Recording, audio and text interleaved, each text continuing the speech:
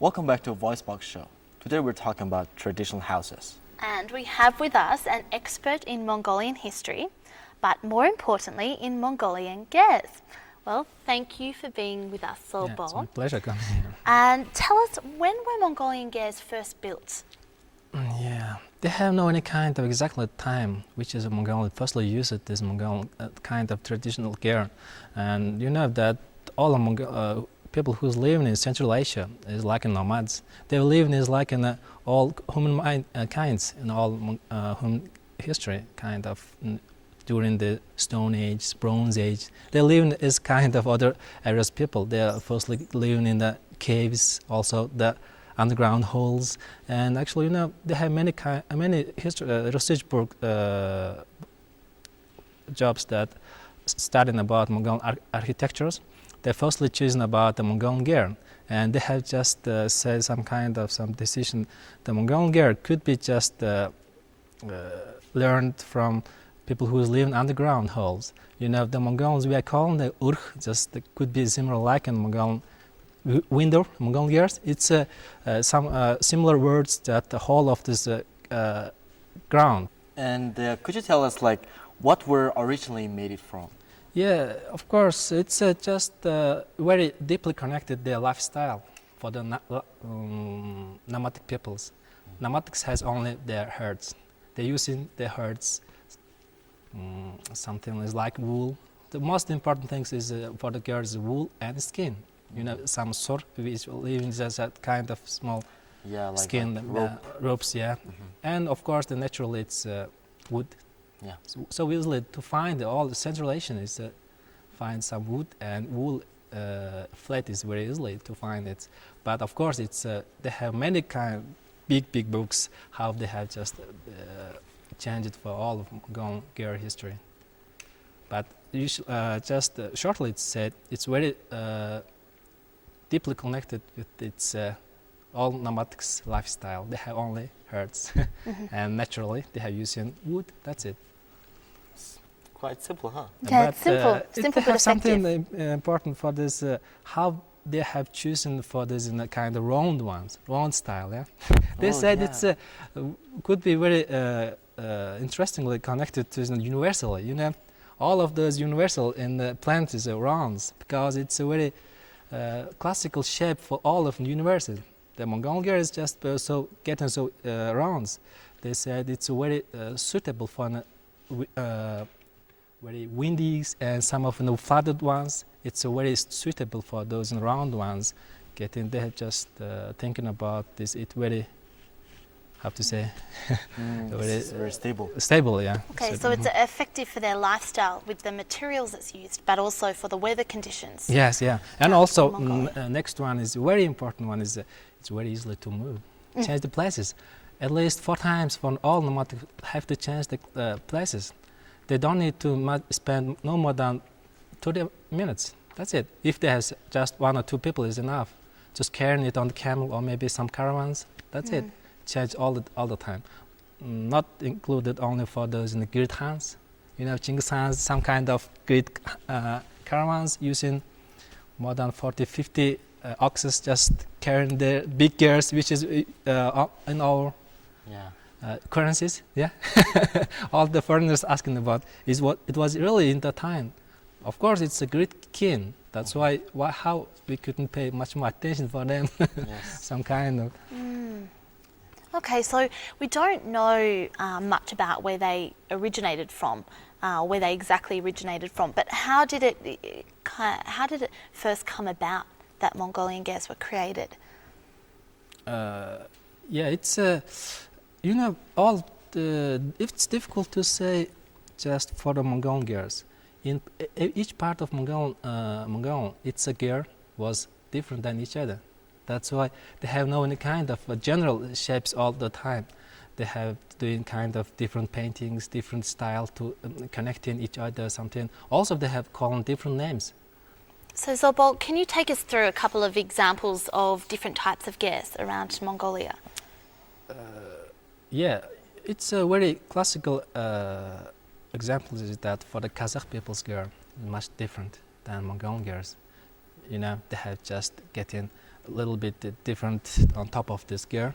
Actually, they have no kind of smoke pipe there. Also, there's a little bit higher than real ordinary Mongolian gear, and also the Kazakh people's gear is much more painted. Could be it looks very nice. They pay much more attention for the design. And also, they could say just in Mongolian gear, while you are just entering to there, that they have many rules. They have many customs if you know about it. But just when you are Rome, do as Romans do. That's why it's better to know while you are just coming to firstly in the Mongolian gear. It's better to just obey the law, something rule. You have to just go in the western sides or something. Yeah, it's better don't be sit on the just top of this. It's just maybe very deeply connected to the nomadic lifestyle. Yeah, but it's difficult to be in here. Is like in a civilized time, but it's a kind of custom. So can you tell us, like, over the time, how did the Mongolian gear change? Yeah, the biggest change has been in the 20th century. We have to know about it.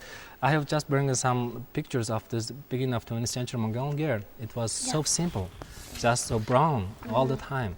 Of course, the rich people, some of the royal families living could be white and big ones, but ordinary people are living just simple as like that.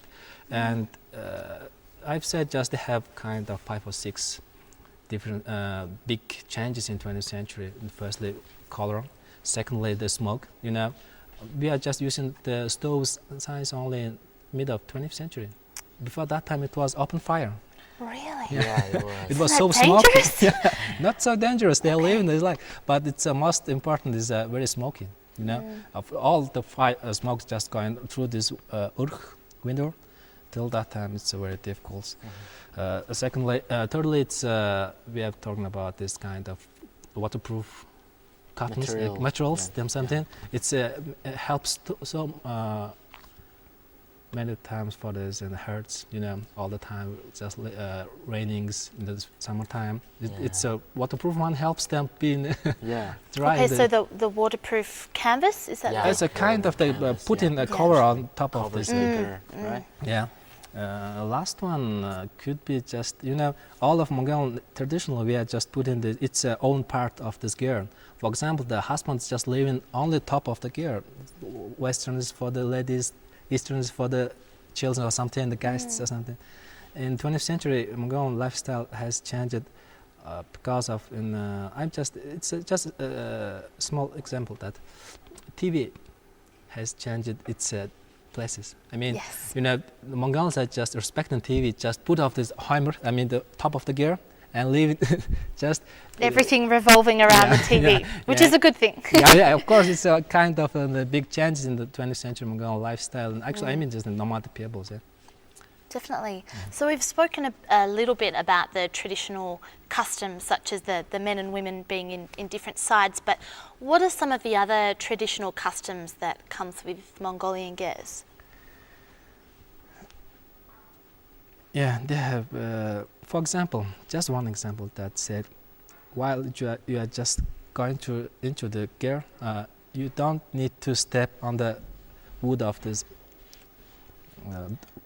door. We are just doorway. I've heard that you have to step over. Yes. Okay. While just kids just playing on top, sitting on there, it's we said it's a kind of bad omens. Please don't do like that something. Yeah, it brings kind of like bad luck and stuff. Yeah. Okay. And also they have just it's a kind of jokes that Mongols before the 20th century could be just they have no any kind of watch. They're just talking about the time, just seeing watching this sun from here to there. Sunlight, like what time is now? It's just on top of the wall, something. They said, "I'll come here. Just sun is on the top of wall." The kind. It was just kind of jokes, but it was. They have no any kind of time, a watch. That's why they said, "What time are you come? I'll come here. Just sun was in the will be in the." At a certain West side time. of the girl or something. So funny. Oh, that's great. Well, speaking of time, we should probably wrap it up.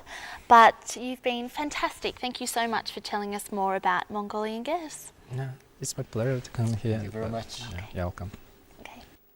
And it's now time for us to watch a rockin' song. Yeah, this is a rockin' song.